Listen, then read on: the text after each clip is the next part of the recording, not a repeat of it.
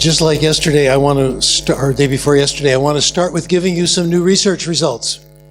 And these are actually real, not my friend will pay, okay?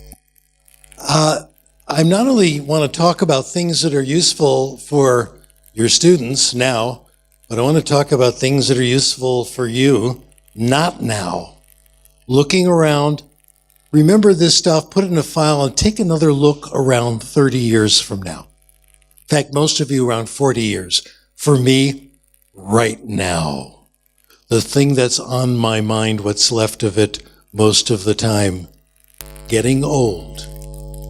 I started getting interested in getting old when people stop asking for my ID for senior discounts, which happens all the time, okay? Don't you want to see my ID? Oh no, that's okay.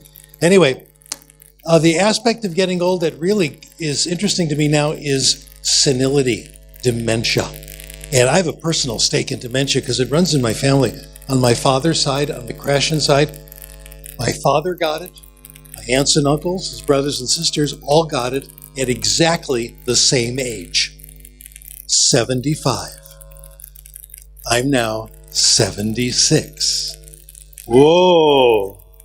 But what I do when I have a problem is I do what any rational person would do. I look at all the research and I write incomprehensible journal papers, right? That's the idea. So I did a paper on dementia and about delaying dementia, what you could do about it. And I found 3 factors that are of great interest that overlap with our interests. Number 1, read a lot. How do you like that? People my age who read a lot have about the same verbal memory as people in their 30s who don't read so much. Number 2, be bilingual. This is Ellen Bialystock's research from York University. She was interviewed in the New York Times. It was a really good interview. They got everything right. People who are bilingual, who are used to switching languages a lot, have a slower decline in what's called executive control. I'll tell you what that is. You go downstairs, you wind up in the kitchen, and you forgot why you went there. This happens to everybody. Or what were we talking about when you get interrupted? Okay. What was my topic now? Who are you people? Anyway, it gets bad in everyone as you get older. Everybody gets it. In dementia, it's really bad. But if you're bilingual, it slows it down considerably. Not bad. The third, are you ready for this? Coffee. Hojila, this is wonderful. The rationalizations to live by. Several studies, I found about 4 of them now, from different laboratories, all come to the same conclusion. 3 cups a day of freshly brewed coffee will significantly slow down the development of dementia about the same as these other 2 factors. Don't ask me about decaf. I refuse to look at the research on decaf. Decaf for me is like kissing your sister. I mean, it's okay, but it's not really quite the same, all right? Now, notice this. The great thing about this is you can do all 3 of these things at once. Sit down, have a nice cup of coffee, read a book in another language, the fountain of youth. Now, one of my former students, Kyung-Suk Cho, we're still connected, we still do lots of work, it's quite brilliant. In fact, the 25 years I've known her, it's just been idea after idea after idea. I got an email from her last night, she's in Korea. When I came out with this, she said, why don't you write to Starbucks? Tell them about this. Remember, Starbucks used to have these messages on the cups, like, be kind to the earth, call your mother, stuff like that. Resist evil, etc.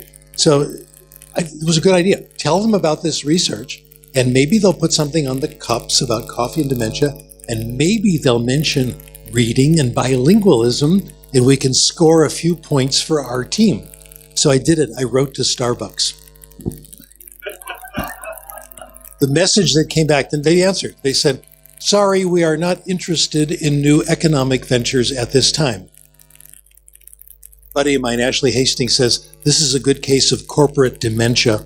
I wrote them back, and I said, you can just have the paper. It's public domain. No charge. It's 4 pages. Here. No response. Anyway, this is a good thing to do. Coffee, coffee, coffee. It has changed my life. But you have to, coffee, in fact, is good for just about everything. Did you know that? It's become a health food.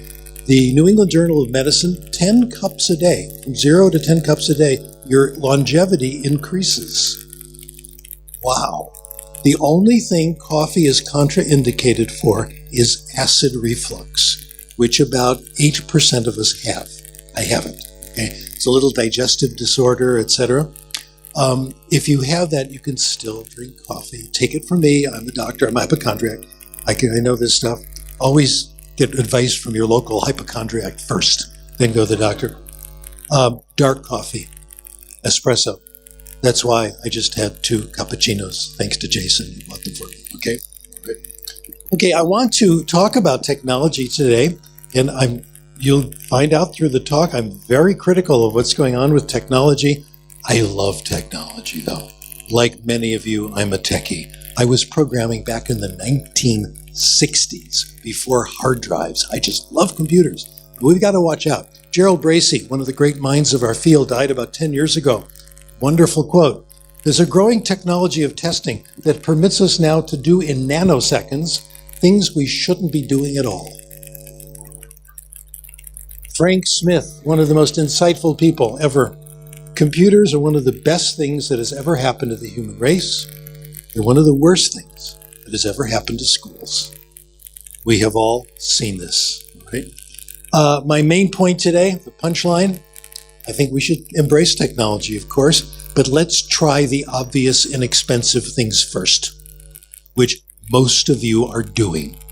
Let's continue doing that. I think you guys are doing it right, frankly. Right? And we're under pressure to do it wrong, and this must be resisted, and I'll try to tell you why this is happening.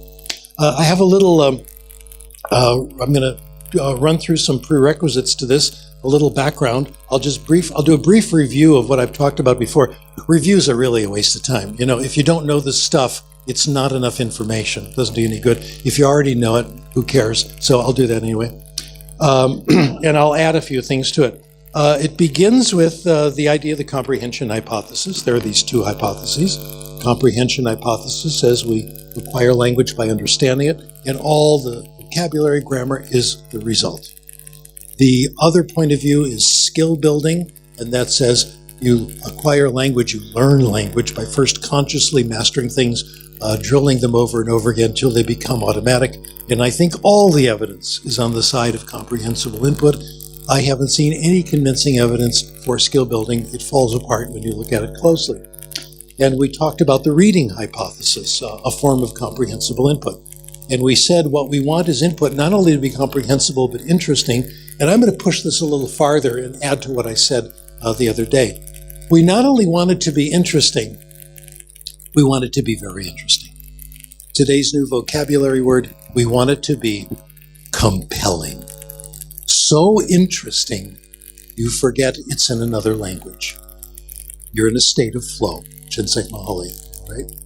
I got interested in this from the work of a former student, now trusted colleague, Christy Lau, who lives in the Bay Area, San Francisco, in the States. She and her family are from Hong Kong, the Cantonese area, speaking area of now China.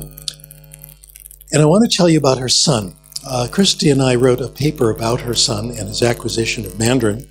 And in the paper, we call him Paul, but since we're pals now, I'll tell you his real name. His real name is Vincent. He's a teenager. He's gone off to college. He's a really nice young man. Grew up in this Cantonese family in San Francisco, bilingual in English and Cantonese. Okay? Now, you know this, but very few other people know this. Cantonese and Mandarin are different languages. Okay? They're not both dialects of Chinese. They're really different.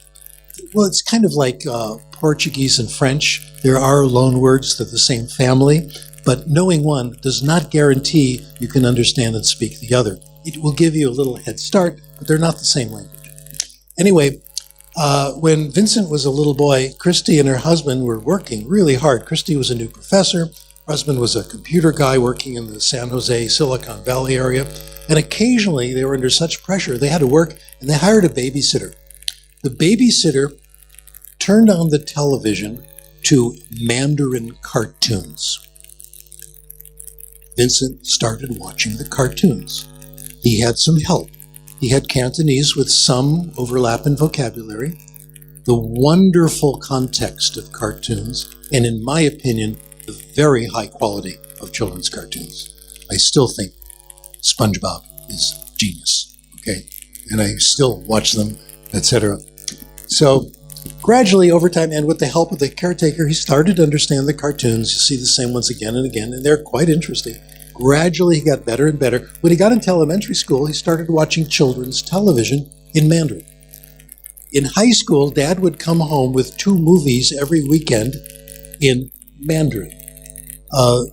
Christy's parents lived with them, and in the evening, the family would get together and watch the news in Mandarin. Today, Vincent speaks Mandarin. When company comes over and they're Mandarin speaking, he has no trouble. They've traveled to Mandarin-speaking areas of China, Beijing, Shanghai. They go to Taiwan on business all the time. He goes with them. No problem. Here's the point. Vincent doesn't care about Mandarin, one way or the other. He's not for it. He's not against it. He didn't decide when he was 5, I'm Chinese and Mandarin's become the universal language of worldwide Chinese people, and it binds us together. I should do that. No, he doesn't care. He was interested in the cartoons. He was interested in the stories. Acquiring the language was an accidental byproduct of getting compelling, comprehensible input. Vincent and similar case histories have taught me something that I really didn't quite understand. This is only about 7-8 years ago. Most people don't care about language. As Jason has pointed out, we are a lunatic fringe group. We are people who think language is really, really cool. Okay, we find a language, we want to do it. I've talked to a lot of you people who tell me how you got interested in language. Languages is so exciting. And I think one of the reasons you like Jason's class is a chance to pick up a little Spanish, another language. It's kind of wonderful. Most people don't care. We are weird. And this also signals the end of the concept of motivation to acquire a language. It doesn't exist. There's no such thing. You've seen this. You can't tell your 8-year-old students, you really should come to English class and take it seriously because someday it's going to be very important. They want to go out and skateboard, okay? Tell them a story and they will acquire whether they want to or not. They will get absorbed in the story. Our goal is to fill the classroom with compelling, comprehensible input, so interesting they forget it's in another language.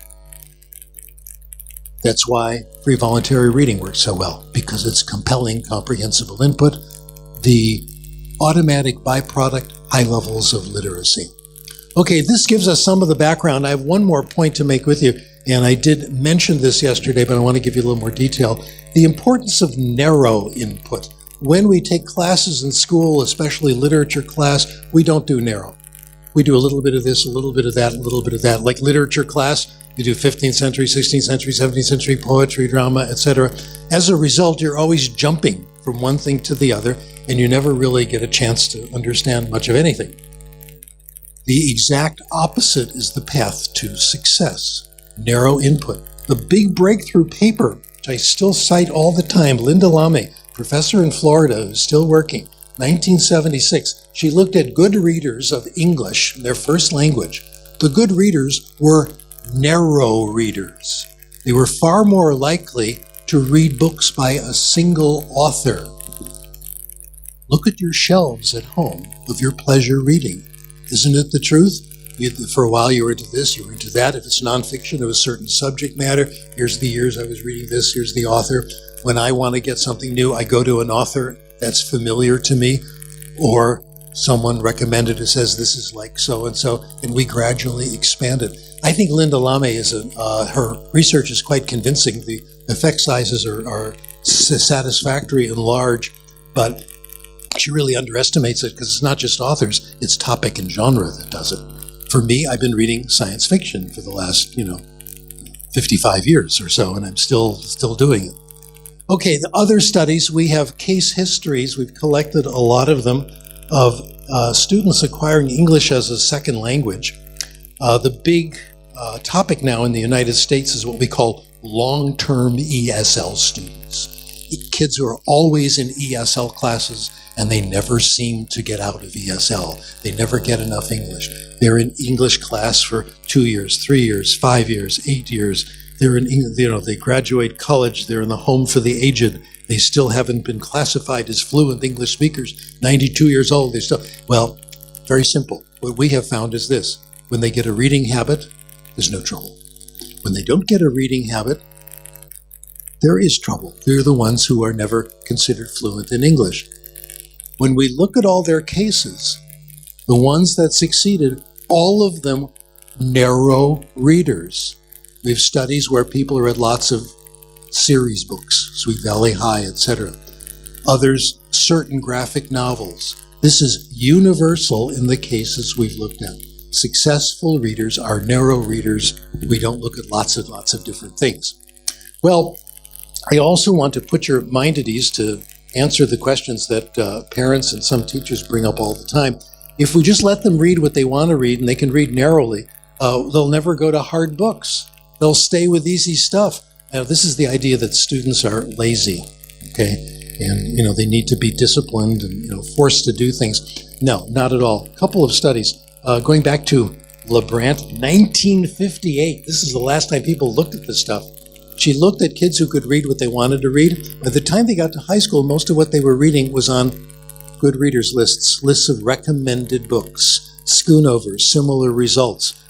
The next contribution to this research was our study 3 years ago in China, in Hefei, a city near Shanghai. Mandarin, we looked at a school where kids were allowed to read what they wanted to read. Books were all over the place. The school and the library were really the same thing. This is wonderful. Everything was integrated. And we checked to see what they picked in the library, had books evaluated. As they went on, the books they selected with time got harder and more sophisticated. Leave them alone. Okay, time for technology, right? I'm going to do beginning level and advanced level. And I want to go into some history. A neglected chapter in language education. How many of you are familiar with the term language experience? Have you heard this term? Okay. If this were the 1960s, you would all raise your hands. Language experience was very popular in North America and in the UK for beginning readers of English as a first language. Simple idea. The student dictates the story or anecdote or joke to the teacher. Very short. This is like first grade. The teacher writes it down. It's easier today now with word processors. That becomes the reader's text. That's it. The studies of language experience, a couple of months ago, I dug out all the old studies from 1960 and before. And I found language experience, when you compare it to assigned text, Basil's, publishers, things, children did pretty well.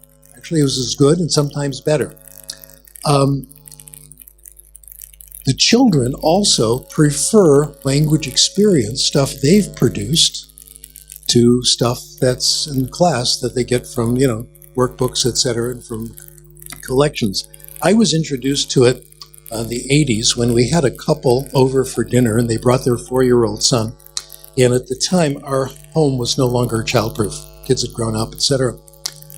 And I found our little 4-year-old boy in my office, fooling around with my computer. So I loaded up the word processing program and I said, why don't you tell me a story? He says, I don't know any stories. I said, yes, you do. It starts once upon a time. He says, oh yeah, I know that one. And he told this version of the 3 little pigs that ended with the destruction of Los Angeles, which a lot of people in San Francisco think is a very good idea, okay? I typed it out for him, and I read it to him. He was fascinated. Very short story. He says, I want to change the ending. So it wasn't the destruction of Los Angeles, just part of it. He then brought it around to every adult and asked them to read the story to him. He tried reading it himself. I don't think that night he got the word pig up to criteria, but he got a lot of comprehensible input of these spellings, these words, and you get it piece by piece, just a little bit at a time. You multiply that by 200, you've got a reader. Why isn't language experience done today? Again, my cynicism. The publishers don't make any money. All you need is a word processor. That's it. But with language experience, especially in high poverty areas, you can have a classroom library in 2 days. The kids write their stories, you've got collections. We have expanded this. I think the problem in reading in early years, we want texts that are interesting and comprehensible. It's not much of a problem for many of the students you have. English as a foreign language in, say, middle class, reasonably wealthy areas, we have graded readers, right? And they're interesting children's books. And graded readers, in my opinion, are good. I like what the publishers have done. Now I will destroy the goodwill I just built up. I think it's the only thing the publishers have done that are helping us, and I wish they'd get rid of all those exercises in the back. But there's some nice stories, okay? Well, we don't have them in other languages. The TPRS people have begun putting them together for French, Spanish, German, and me and our mutual friend Linda Lee are doing our second graded reader in Mandarin. I've been writing fiction now. A lot of people accused me of writing fiction the other day, but I don't. Anyway, the problem, though, is that these books are not plentiful. We need many, many more times than what we have, and they're expensive. So we have started a way of dealing with this, beginning with Mandarin. I like to give things good, big names. We call this the Great Mandarin Reading Project. Here's what we're doing. The names are on your handout here. My colleagues who are Mandarin teachers, including my teacher, my former teacher, etc., we all know each other. And we all do stories of the kind, if you came to Jason's demonstration yesterday of Spanish, of the kind he generated with you, the Bad Baby story. And you have a record of them. And they're interesting and cute. We are now putting them on a website. Haiyan Lu from Milwaukee is doing it. It's on her website, Ignite Chinese. Any Mandarin class on the planet can download them and use them for free. There is no charge. The students who had the most input in them get their names on these. It's contributing to the story. And sometimes students contribute things. We have them at different levels, but the students write what they want and we categorize them.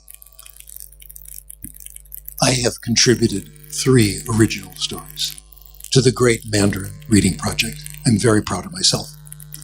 I will recite for you one of my stories. I will give you the English language version. But this is the idea. It's called Serious Questions. Mickey Mouse and Minnie Mouse. Are they married? Are they boyfriend-girlfriend? Are they cousins? Nobody knows. Donald Duck has 3 nephews. Where is their mother? Where is their father? Goofy and Pluto are both dogs. Goofy can talk. Pluto can't talk. What's going on? This is the kind of thing that we're putting on there. Again, there's no money. There's no contracts. There's no royalties. It's just right there for free. For languages other than English, this is a breakthrough. We in a couple of months, we've put together a considerable amount of text. We want kids to read for pleasure at home. What are they going to read? We need things that are interesting and comprehensible. So we want to fill the gap.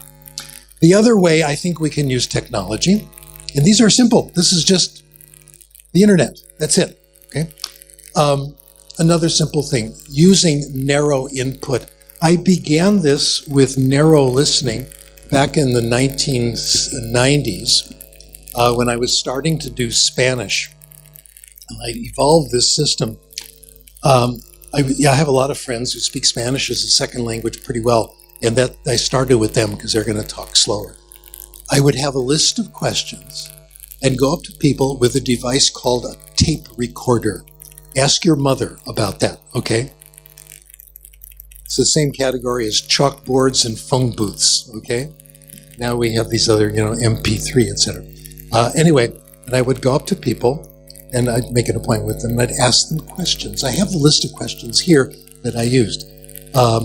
For example, do you drink coffee? Question's interesting to me because I'm a coffee fanatic. Tea. Do you think they're good for you? Are you a morning person or a night person? Do you play a musical instrument? How do you get better in another language? You get a lot of interesting rules.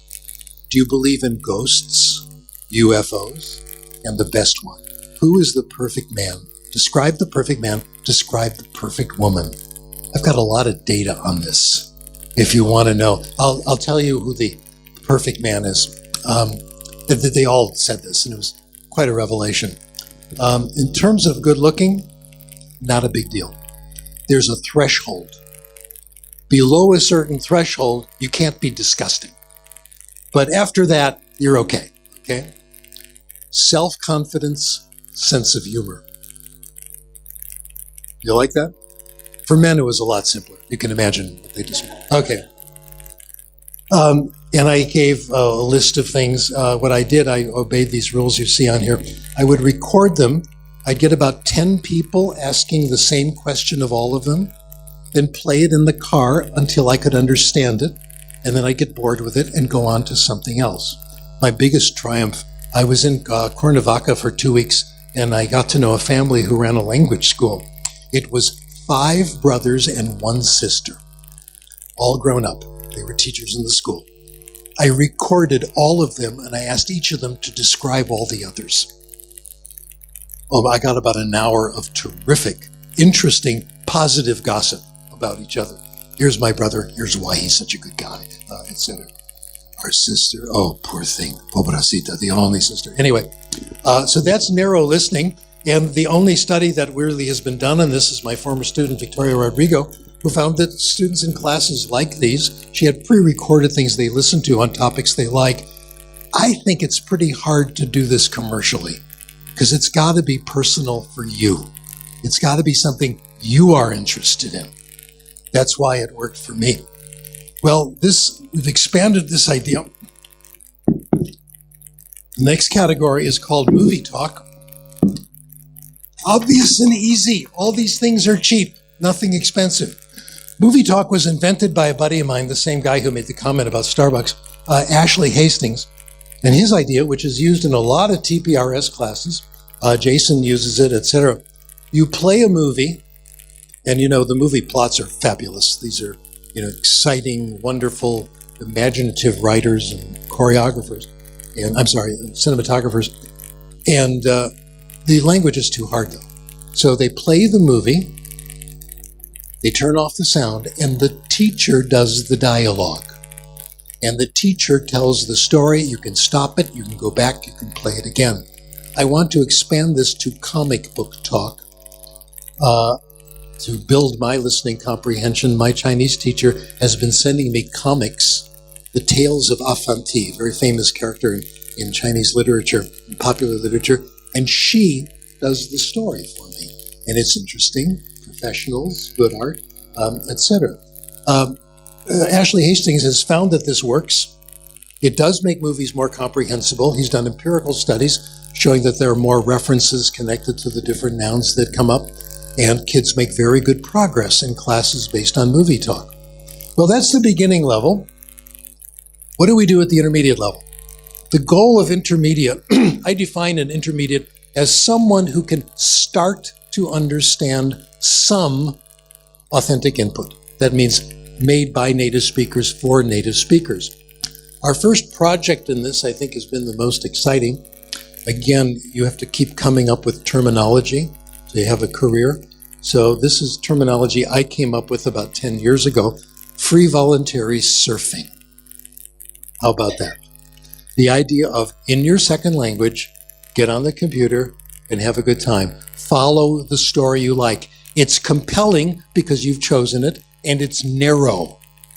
Donald Trump has just made it so easy for us because he does these outrageous things every day. So you can always follow his story, check it in different newspapers, compare, etc. We have studies from children given easy access to computers. About 1/3 of them said the thing they like the best is just to wander around and find things. And we all do it. We don't admit to it all the time. The next two, Wang and Lee.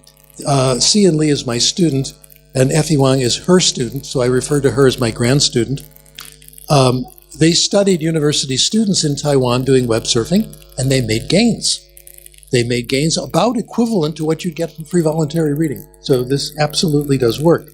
CN has interviewed people and has found that among her students today, I'm getting to the bottom of the page, they do use the computer a lot, but they tended to use Chinese mostly for entertainment and hard schoolwork in English. This is gradually changing. Lately, her students are getting into more free voluntary reading. And Hugh Jarvis gave some of this the other day in his talk. I'll repeat some of the data. Big study, as you see at the bottom of page 3. Students studying in the UK, most of them use at least some English when they're surfing the web for personal interest and for social networking. Again, lots of English. Given a choice, they do use this, growing more and more as time goes on. I think that the reason kids didn't do it more in the old days, and I can feel this myself, there's the fear of incomprehensible input. They feel from classroom that you've got to know every word, okay? But once you get into a topic and it becomes compelling, you can overcome this. Again, going on to the last page. Again, Hughes studies. They prefer, when you ask them what they like better, the students at the intermediate level say, yeah, the pedagogical things are okay, but they get more out of this generally using the internet for finding things they like on their own. This is really good evidence in favor of acquisition. Another one of Hughes' studies, it wasn't so clear, but these were lower level students. So this is good news. I want to put in a brief word for a commercial project that I am not connected with. I make no money from it, but I like it. And it's two of my former students, Jeff McQuillan and Lucy Say, and they formed a company called eslpod.com, and I love it. This is capitalism. This is good stuff. Ethical capitalism that helps everybody. They are aiming at people who've studied English in school for years and years but are afraid to use it. We're trying to overcome the results of, formal language teaching all this time. They have provided easy, interesting, comprehensible texts on a wide range of subjects, and they offer it for free. You can go to esl.pod and you can read about various topics. You can read a little novel they've been writing, etc. They have over, I think, 80,000 subscribers now all over the world. The way they make money is this. If you want a transcript, if you want extra information and tips, small charge. They have understood something that the ebook companies have not understood. Once you've made one, it doesn't matter. You can do a lot more for the same price, okay? And that is enough to keep their business going. So this is, I think, a wonderful thing.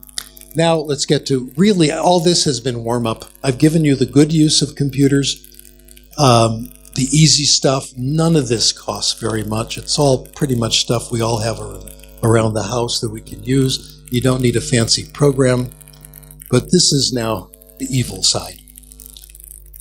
Let me start at the beginning. In a fact that may seem to be unrelated, but is very closely related. I'll give you the situation in the United States. In the United States, the budget for education, kindergarten through 12, is about $600 billion. Most of that is teacher-related. I think you know where I'm going already. He was already there. Okay. That means teacher salaries, teacher benefits, teacher retirement. The computer industry wants every one of those dollars. Bill Gates wants everything. It's never enough. We do not understand these people. We don't deal this way. They think about making money from the time they wake up to the time they go to bed. And if you think people like Gates have enough money, he's going to be worth $100 billion pretty soon, okay? And he says, I'm giving it all away. Not quite, okay, if you look carefully. He had enough when he had 1 billion. He had enough when he had 5 million. It's never enough. The only way they can get a hold of this money is to get rid of the teachers and to push technology. And that's exactly what's happening. We are seeing, and I'm not missing the subject, I'm still on the subject of good and bad uses of technology, because this is what's behind it. The campaign against teachers in the United States over the last 2 decades has been very intense. The most serious accusations of teachers in the United States: teachers are incompetent. You've heard this? Oh, you're a teacher. You're the one who's spoiling things for us. In the United States, there was a movement for a while that teachers are unpatriotic because they're not preparing our students to work in national security and in the military. Teachers are making us vulnerable because kids don't know enough calculus. They can't handle the weapons. This is what's going on. Now, why do we think teachers are incompetent in the United States? Because of one data: international test scores. Every newspaper you see, our test scores are terrible. American kids are being beaten by other countries. China is having us for lunch. Actually, that's ambiguous. Are we the meal or have we been invited? Okay, anyway. Actually, we're the meal in this case. And our these hardworking kids in Shanghai are doing their advanced studies all the time, and our kids are at the mall, etc. They're working hard. The Korean kids are working hard, etc. This is not true. And I'm giving you the United States as a case history because this is not the only one. If you control for poverty statistically, American students score at the top of the world. They're way up there with the top-ranking countries. Here are the top-ranking countries. The number 1 country in the world, Shanghai. By the way, Shanghai is not a country. I don't know if you knew that or not. Okay. It's kind of an area, a city. Number 2 country, Hong Kong. No, Hong Kong is not a country, okay? It hasn't decided if it's part of China or not. Tuesday, Thursday, Saturday it is. Monday, Wednesday, Friday it isn't. Okay. The number 3 country in the world, Singapore. Singapore is really a city, right? And the working class goes home to neighboring countries at night, okay? After that is Finland, South Korea, etc. But the test scores in the United States, you look at these test scores, you do statistical controls, they're way up there. Also, you look at students in the United States who are middle class, who go to well-funded schools, their test scores are spectacular. The problem is poverty.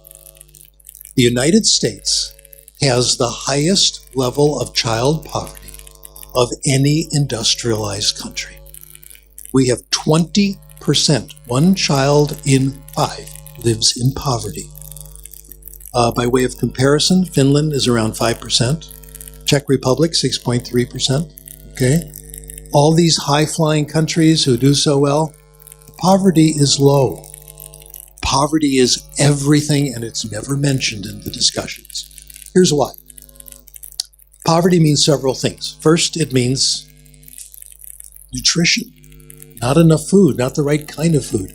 We had a campaign called No Child Left Behind, and my colleague Susan Osanian said, no, it should be no child left unfed. That comes first, okay? So child comes to school without breakfast or inadequate food, problems. Healthcare. David Berliner has done studies with this and found that wealthy schools have more school nurses per child than schools in high poverty areas, okay? The rich are getting richer, the poor are getting poorer. Not only that, books, my special interest libraries. Children of poverty have practically no access to books. They have fewer books in the home.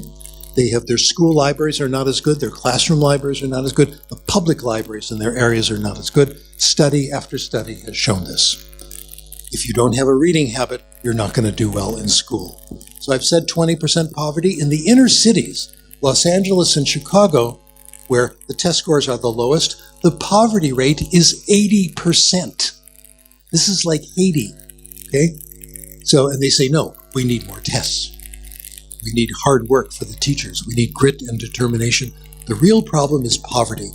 But the computer industry has a vested interest in not talking about this. So it does not get discussed very much. despite the fact that the research is absolutely overwhelming that it's poverty. Not only do we have this problem of the argument that teachers are inadequate, anytime there's any kind of a scandal involving a teacher in the United States, it's on page 1 of the newspapers. There are two kinds of scandals. There are financial scandals, mostly high school and secondary school administrators taking off with money. It hardly ever happens. When it happens, there's not that much money to steal anyway, and it's hard to get away with it, so it gets in the newspaper. Then there's sexual scandals. High school student has sex with their students and all that. I got interested in this, and I started looking. I did a crude statistical analysis. I compared frequency of reports of these acts with what happens with police, sexual misconduct, and priests. All three areas, very rare. All three. Teachers, the least. How about that? But when they find a case, it is in the national news. It's everywhere. This is a campaign to disrespect teachers.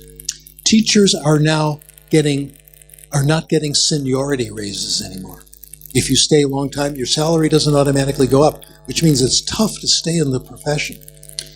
Tenure has been removed in most of the states in the United States, otherwise known as due process. It's much easier now to fire teachers without careful review.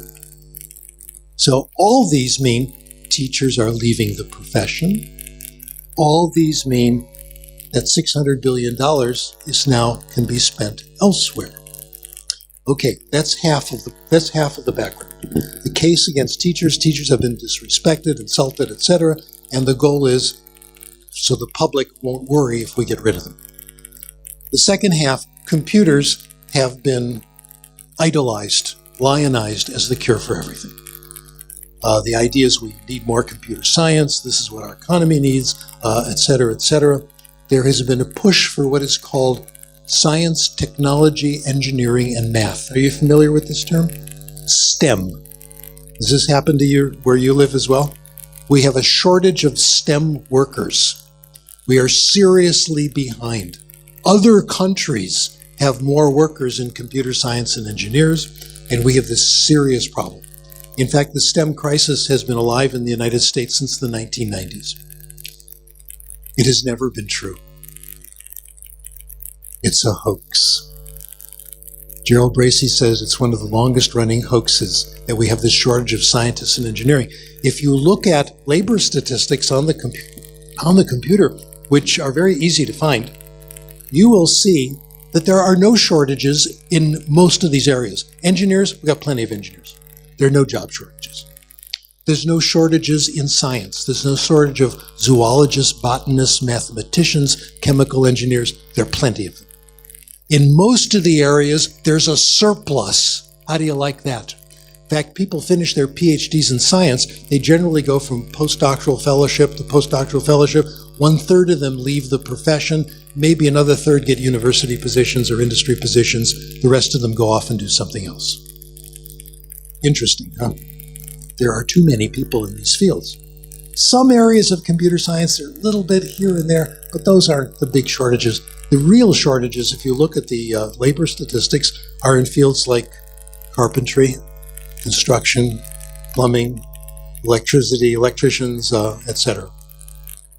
Well, why are we pushing this? The scientists responsible for this, who claim that there is no shortage, saying that it's a device by companies so they can have, it's an easier time of getting people from other countries. You import an engineer who has 2 master's degree from Hyderabad, who's a first-class engineer, and you can get him to come to the United States or her for a couple of years for working for 1/3 the pay and get excellent performance. And they go home, someone else comes, takes their place. So it's basically cheap labor. It is a scandal, in other words. So this is the push for computers. The more they push it, the more the demand for computers, etc. Now, what happened in the United States next was something called the Common Core. Have you heard of this? The Common Core is the national curriculum invented by a guy named David Coleman, who has never taught. In fact, he applied for 3 jobs as a high school teacher and was turned down. He and another friend of his who's never taught, who's a college professor of physics, and another friend of his who's a lawyer who once taught for a couple of years, decided on the Common Core. They wrote it up, presented it to Bill Gates. Bill Gates loved it. He put in more money than anyone except the US government, and it has been pushed on schools in the United States. The whole reason for the Common Core, in my opinion, is the test. Huge amount of testing, all done online. That's the crucial part. That means computers. A constant need for computers in school to test children. This is why we're so absorbed with this idea of assessment. It's a huge moneymaker. All kids have to be tested every year online. Who pays for the hardware, the software? Taxpayers. In fact, a law was passed very quietly by the United States Congress that when we in the United States pay our phone bill, a small portion of it goes for computers, so all schools can be connected to the internet. Everyone assumes this is a great idea. We're paying for Bill Gates so the schools can buy Bill Gates computers. Not only that, every child has to have access to a computer. They can't take the tests otherwise. I estimated that they increased the amount of testing approximately 20-fold over what they had before. No evidence that it does any good. David Berliner's studies, again, increasing testing does not increase test performance. Yet we're still doing it. We'll see this again and again. If every child needs access to a computer, how much does a computer cost? In American dollars, minimum $1,000. You guys have computers, laptops. How often do you need to get a new one? Every 3 years. Isn't that right? They have made sure that we all need to get a new computer every 3 years. In fact, the moment the Common Core came in, Microsoft changed the operating system. Okay, so to make sure we need the new stuff. Which means a constant sales over and over. Today's vocabulary word is boondoggle, which means rip-off, cheap. It means swindle. This is the biggest boondoggle in the history of the planet, in my opinion. It means constant billions of dollars being spent on computers all the time, the price always increasing as new technology comes by. Every time someone in Apple gets an idea, we have to do it in the schools. They rush off and do it. This is considered progress. Okay, now the next chapter of this was fine. They were doing well, but we reacted. We reacted and formed groups. I didn't form them, but I certainly joined them and helped them, called Opt-out. And these are wonderful people. What they did was they informed parents that your child doesn't have to take the test. If you look at the law, most cases have a provision where if the parent says, I don't want my child to take this test, the child doesn't have to. 20% of students in New York State a couple of years ago opted out of the tests. Panic in the computer industry. That ruins everything, because if the kids opt out, they're not making money anymore. Well, we had this great moment 2 years ago where I thought we had won. Big article in USA Today. The Secretary of Education in the United States, his name was Arne Duncan, who was the world champion of testing. More tests, more tests. We want to know where every child is on his trajectory, every detail. He announced, we're doing too much testing. We've got to calm down. President Obama made a speech and said, we're doing too much testing. Suddenly, born-again critics of testing. I wrote a letter to USA Today. I said, isn't this wonderful? Our thanks go to people like Susan Ohanian, Alfie Kohn, the opt-out movement, etc. I sent it off. They did not publish it, which was a good thing, because my colleagues wrote me and said, watch out, you're speaking too soon. They have something much worse planned for us that's going to make more money than anything they've ever done, and it's the final part of my handout. It's called Competency-Based Education, and the whole reason I'm giving this talk is to tell you about this stuff. Right now, it is beneath the radar. It's there, but it's not being publicized very much because they don't want us to know about it so we can start yelling and screaming about it. But we're doing that anyway. It's in a few trade newspapers here and there. The new education law passed by the U.S. Congress last year encourages competency-based. It's all there. Here's what it is. It's Skinner all over again. It's programmed learning. Child comes into class, sits down in front of the screen, loads it up. Here's today's lesson, all programmed for you. You work through the module. When you finish the module, you get a little badge. Isn't that wonderful? And you can go on to the next module. It's all based on the Common Core, which, by the way, is not the core. It's the whole curriculum. It's the whole apple. Okay? There's no room for anything else. When you finish that, you go on to the next, etc. They claim it has two advantages. They say it's individualized. Kids can go at their own speed. They won't be held back by other kids.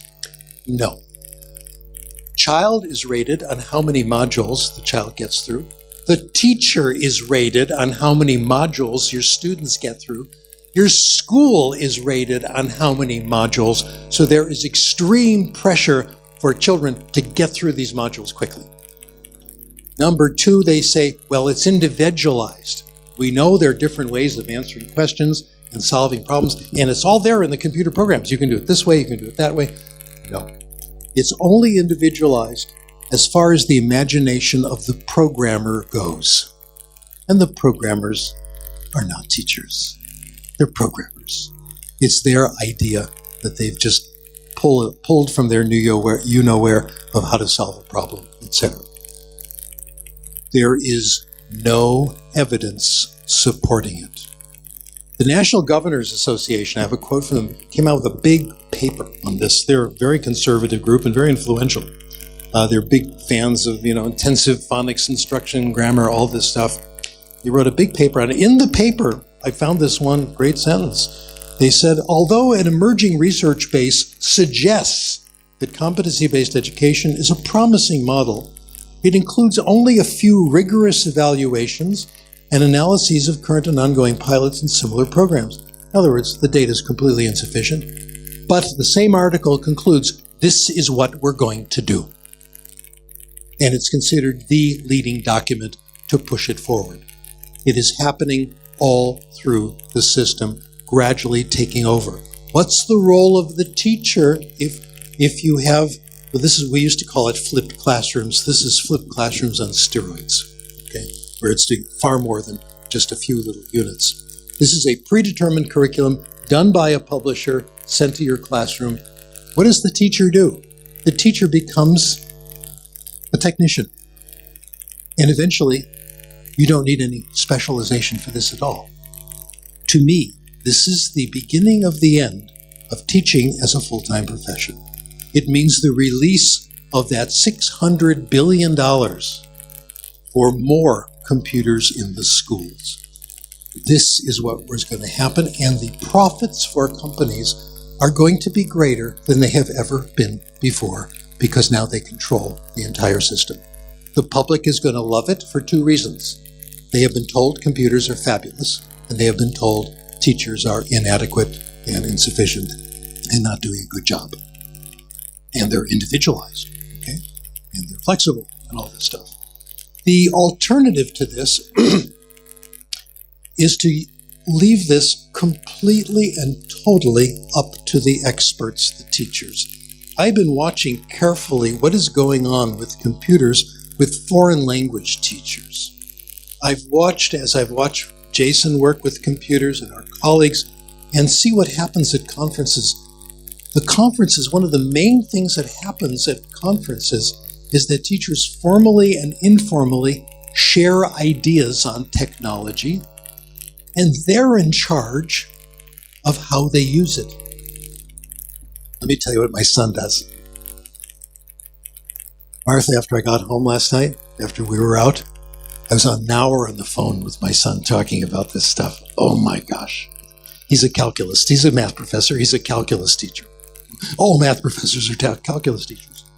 And he knows from experience that in calculus classes, there are problems that a lot of students have problems with, and there are alternative ways of solving problems that you'd like to present to the class, but you don't have time to go through all the alternatives. So what he has done is, this is years ago, he still uses it, he has tape recorded himself, or videotaped himself, solving problems in different ways. They're available for the students to see whenever they want to. High tech, right? if we make use of the tools we have now, that we have our colleagues telling us are interesting, that we have evidence it works, like language experience, that we can convert into free voluntary reading texts, free voluntary surfing, that we have evidence that works, and we do this, we will save billions and billions and billions of dollars. I want to end this by telling you how I think we might want to deal with poverty. This is my platform. If nominated, I will not run. If elected, I will not serve. Okay, but this is my platform. I did write to Hillary when I thought she was going to win, and volunteered to be Secretary of Education. Oh well.